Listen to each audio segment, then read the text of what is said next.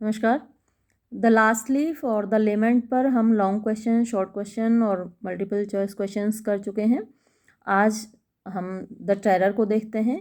इसके long question देखते हैं। लॉन्ग क्वेश्चन में अक्सर आपसे क्रिटिकल एप्रिसिएशन ही पूछा जाता है, या फिर इसको एज अ साइकोलॉजिकल स्टोरी आपसे पूछा जा सकता है।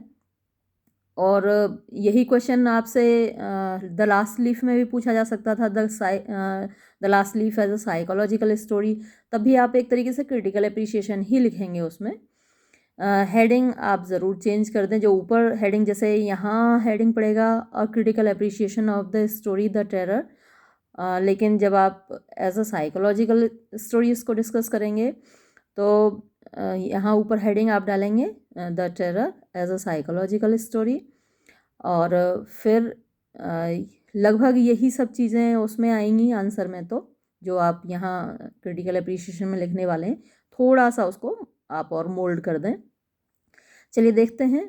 तो यहाँ बुक में सबसे पहला हेडिंग भी इन्होंने यही रखा है, अ साइकोलॉजिकल स्टोरी। तो जो ये कहानी है द टेरर, ये एक मनोवैज्ञानिक कहानी है। The story the terror by Guy de Maupassant is a wonderful psychological story. तो ये जो कहानी है गाय डे मॉप्सा की, वो एक बड़ी वंडरफुल, आश्चर्यजनक साइकोलॉजिकल मनोवैज्ञानिक स्टोरी कहानी है, full of suspense and surprise, जो कि सस्पेंस से भरी हुई है और सरप्राइज यानी आश्चर्य से भरी हुई है। सस्पेंस एक तरीके का भय, एक तरीके की उत्सुकता होती है कि आगे क्या होगा, आगे क्या होगा, ये सस्पेंस होता है। तो इस कहानी में भी आप एक तरीके का भय देखते हैं, एक उत्सुकता देखते हैं। It is the story of a man.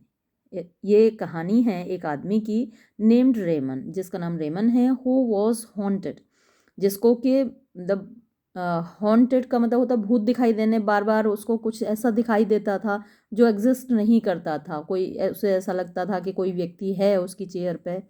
हमने कहानी जब पढ़ी थी तो देखा ही था कि उसको बार बार ऐसा दिखाई देता था कि चेयर पे कोई बैठा हुआ है। With the unfounded and unknown fears. तो अनफाउंडेड होते हैं आधारहीन, और अननोन अज्ञात, फियर्स भय।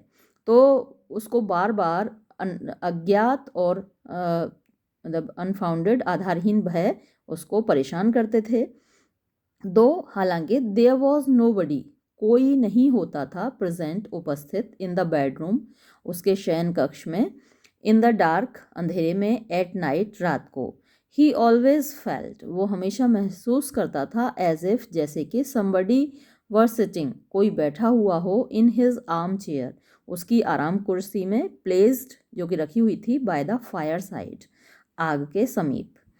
When ever he looked back, जब कभी भी वो वापस देखता था, एंड लाइटेड द कैंडल, और मोमबत्ती जलाता था, ही सॉ नोबडी, वो किसी को नहीं देखता था, उसे कोई दिखाई नहीं देता था, एक्सेप्ट हिज आर्म चेयर, सिवाय अपनी आराम कुर्सी के।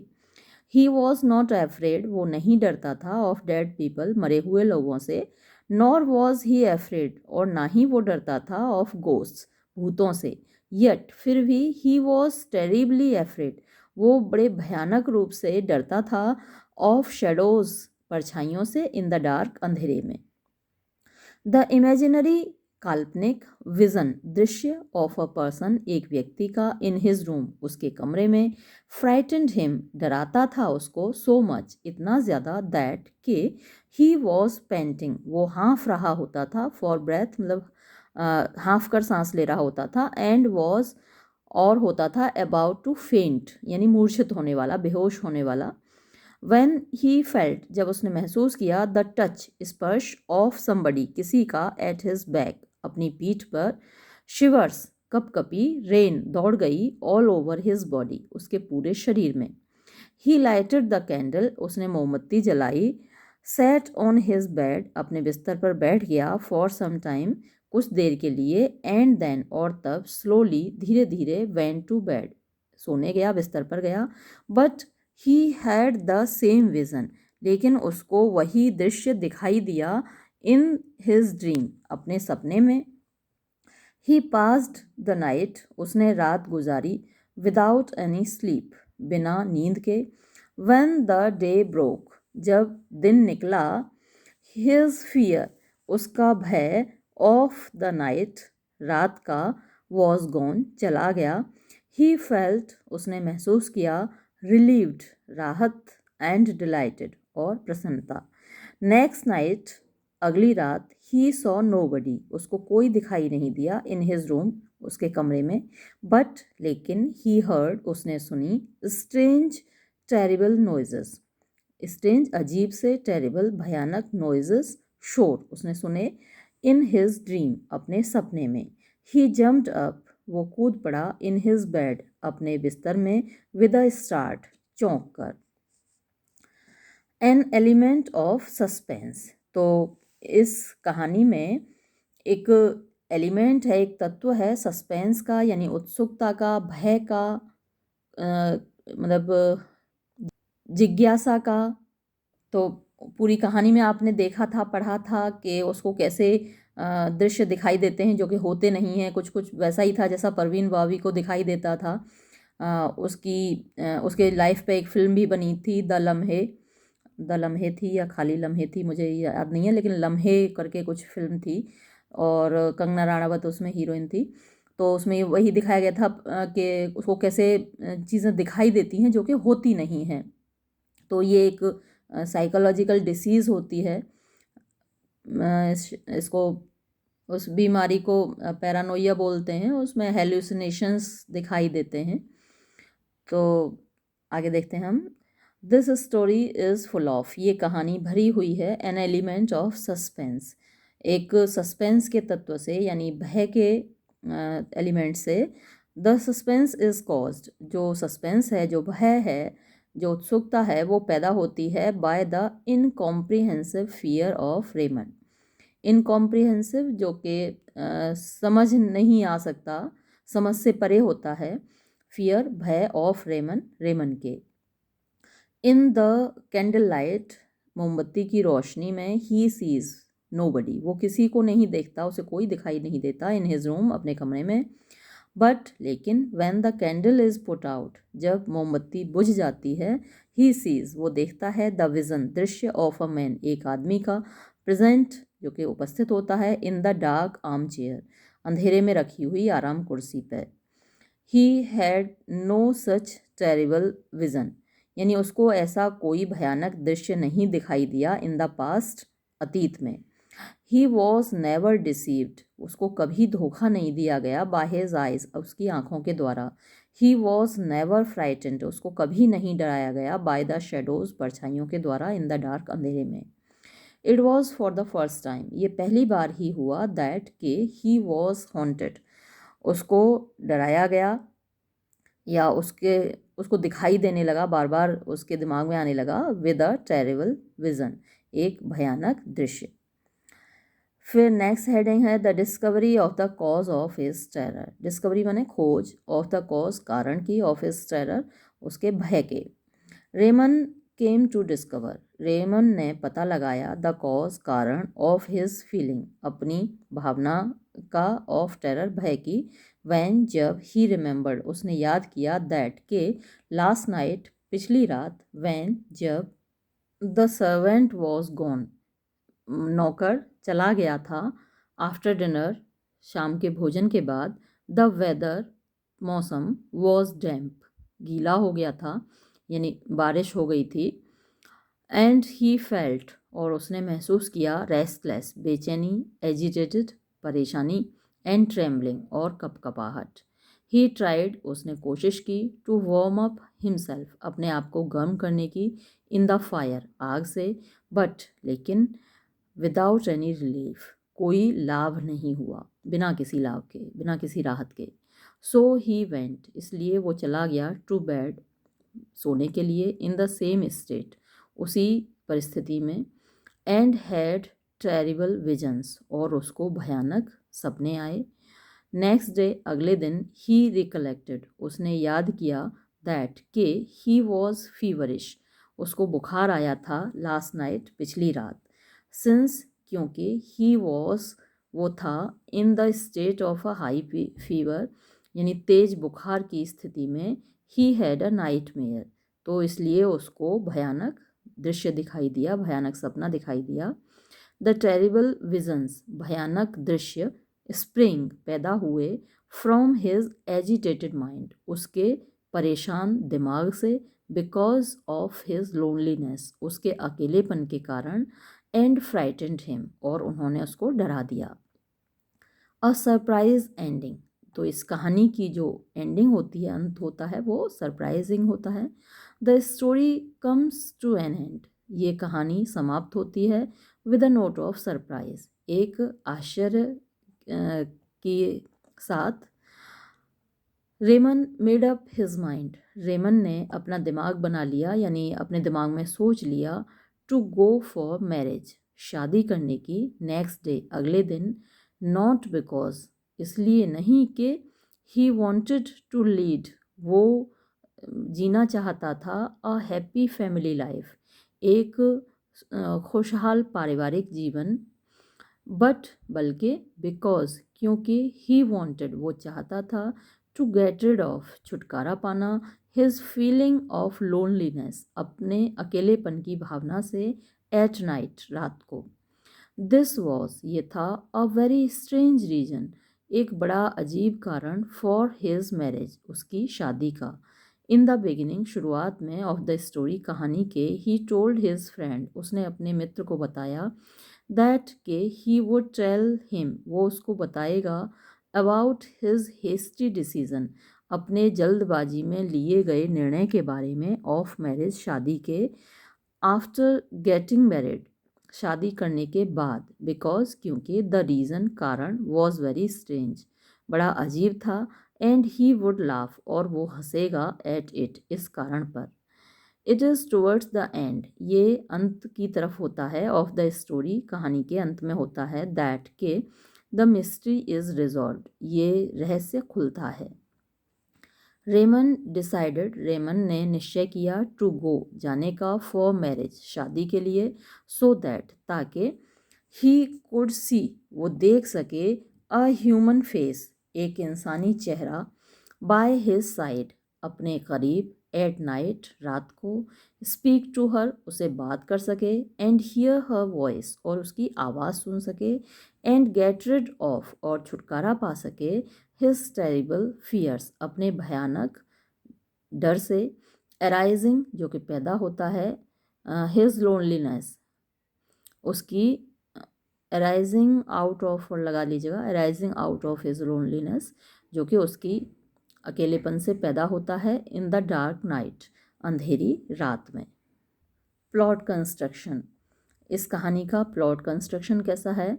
दिस स्टोरी इज़ नोन, ये कहानी जानी जाती है, for its round plot construction, अपने राउंड प्लॉट कंस्ट्रक्शन के लिए, मतलब कि जो कहानी की संरचना है वो राउंड है। The plot is well rounded off, ये जो प्लॉट है, ये जो संरचना है, ये जो कहानी है, वेल राउंडेड ऑफ, अच्छे तरीके से समाप्त होता है, with a note of surprise, एक आश्चर्य के साथ।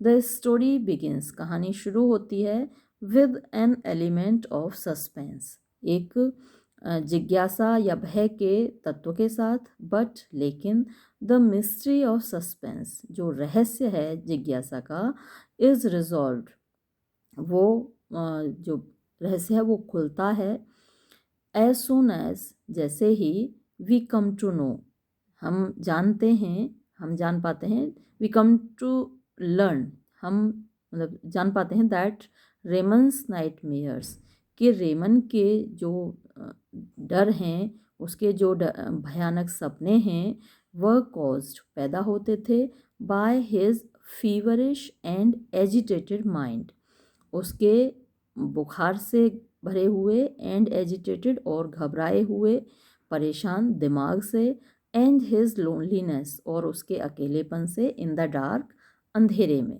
तो इस किताब में तो इतना ही दिया गया है, आप कुछ चीज़ें और जोड़ सकते हैं जब आप लिखें इस क्रिटिकल एप्रिसिएशन को, जैसे आप एक हेडिंग डाल सकते हैं, the setting of the story, तो ये कहानी कहाँ सेट है, आपने पढ़ाई था कि ये एक अपार्टमेंट में सेट है, पेरिस में, और वहाँ पर ये राइटर उस अपार्टमेंट में अकेला रहता है।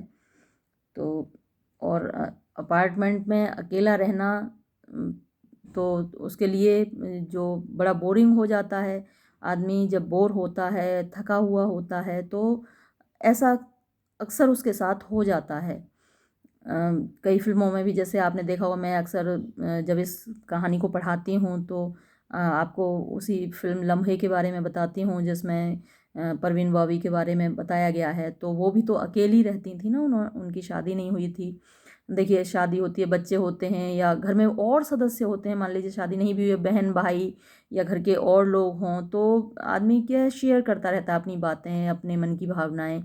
लेकिन अकेला रहना कभी कभी बड़ा डेंजरस हो जाता है। इस तरीके की साइकोलॉजिकल सिचुएशंस पैदा हो जाती हैं, जैसी कि हम इस कहानी में भी देखते हैं।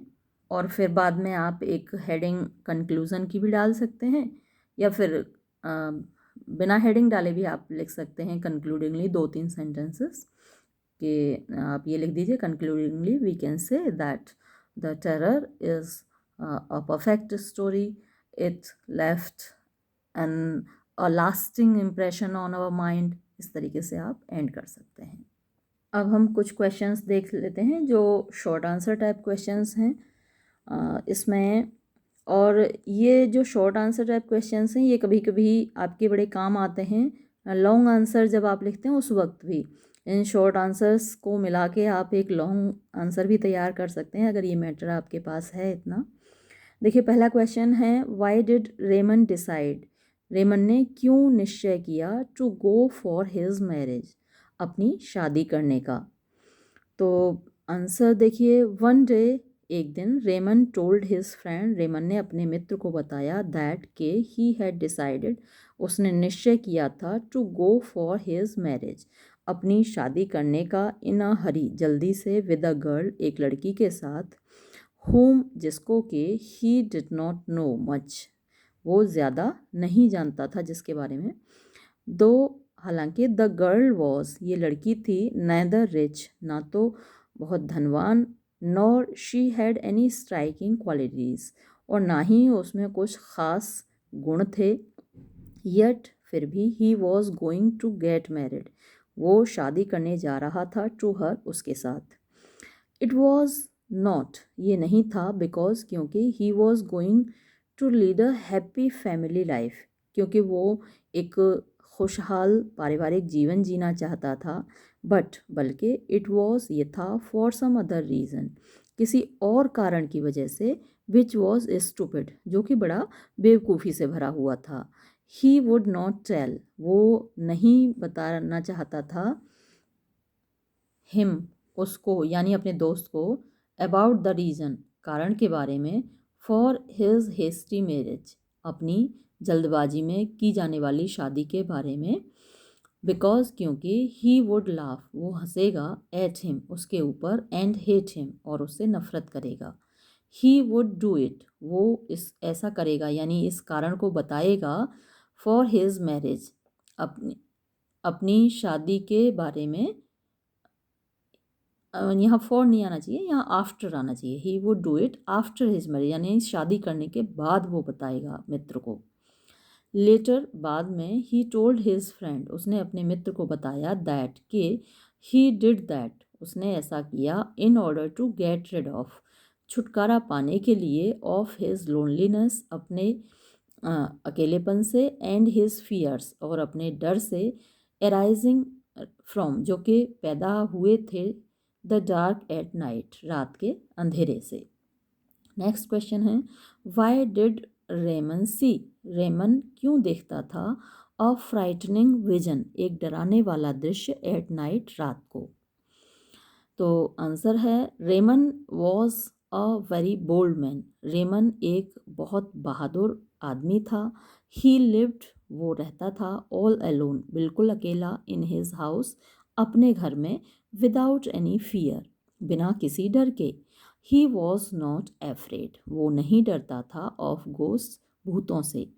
ही डिड नॉट बिलीव, वो विश्वास ही नहीं करता था, इन द एग्जिस्टेंस, अस्तित्व में, ऑफ सुपर नेचुरल बींग्स, यानी सुपर नेचुरल जो पारलौकिक बींग्स होते हैं, चीज़ें होती हैं, पारलौकिक चीज़ें होती हैं, जैसे भूत प्रेत हैं, या फिर जो एंजल्स हैं, डेमन्स हैं, उनमें वो विश्वास ही नहीं करता था।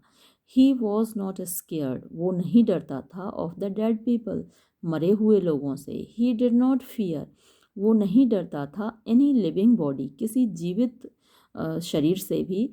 येट, फिर भी, वन नाइट, एक रात, he was afraid of himself, वो अपने आप से डर गया। ही सॉ समबडी, उसने किसी को देखा, सिटिंग, बैठे हुए, इन हिज आर्म चेयर, अपनी आराम कुर्सी में, इन द डार्क, अंधेरे में, बिफोर द फायर प्लेस, आग के सामने, इन द स्लीपिंग स्टेट, सोई हुई दशा में।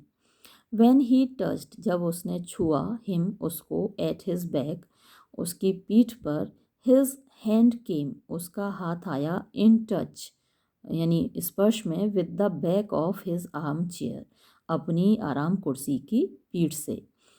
He was badly scared, वो बुरी तरह डर गया। He saw, उसने देखा, the same vision, यही दृश्य, in his dream, अपने सपने में।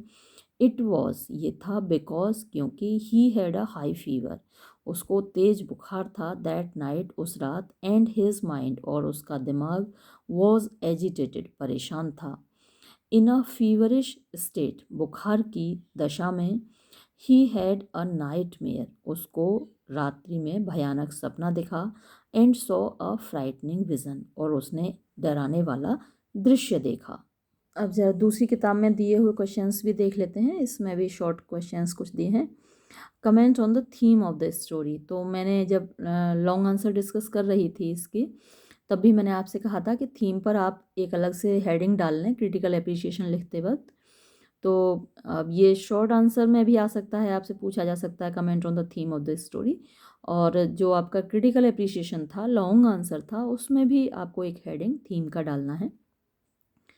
द स्टोरी, ये जो कहानी है द एंग्विश्ड अकाउंट, एंग्विश्ड यानी परेशानी से भरा हुआ, अकाउंट लेखा जोखा, ऑफ अ मैन, एक आदमी का, हॉन्टेड, जिसके दिमाग में बार बार आता है, जो परेशान होता है, by the bugbears, bugbears आप कीड़े कह सकते हैं, दिमागी कीड़ा, ऑफ हिज ओन क्रिएशन, जो उसकी खुद की पैदाइश है।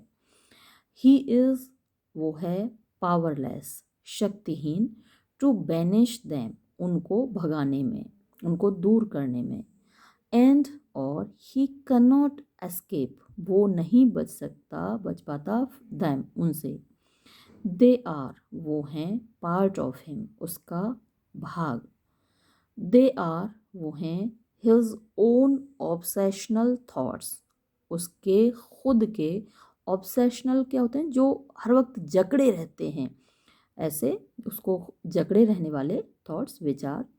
There is the worst terror, और सबसे बुरा भय है, अ माइंड, एक दिमाग, दैट इज, जो कि है, आउट ऑफ कंट्रोल, उसके नियंत्रण से बाहर।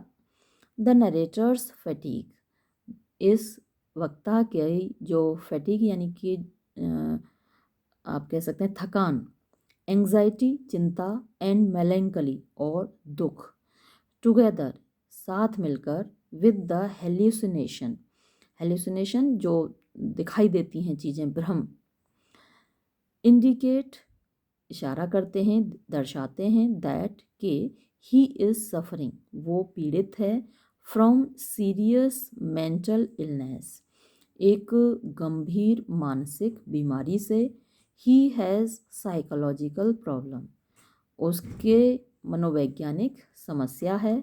कमेंट ऑन, नेक्स्ट क्वेश्चन है, कमेंट ऑन यानी टिप्पणी कीजिए, the setting of the story, इस कहानी की सेटिंग पर। और ये मैंने आपको तब भी बताया था जब क्रिटिकल एप्रिसिएशन डिस्कस कर रहे थे कि आप एक अलग से हेडिंग सेटिंग का बना लें, जो कि उसमें नहीं दिया हुआ था क्रिटिकल एप्रिसिएशन में। आप अपना एक अलग से पॉइंट ये बढ़ा दें उसमें, क्योंकि क्रिटिकल एप्रिसिएशन थोड़ी और लंबी होनी चाहिए, जितनी कि बुक में दे रखी थी वो सफिशेंट नहीं है, आप उसको बढ़ाइएगा।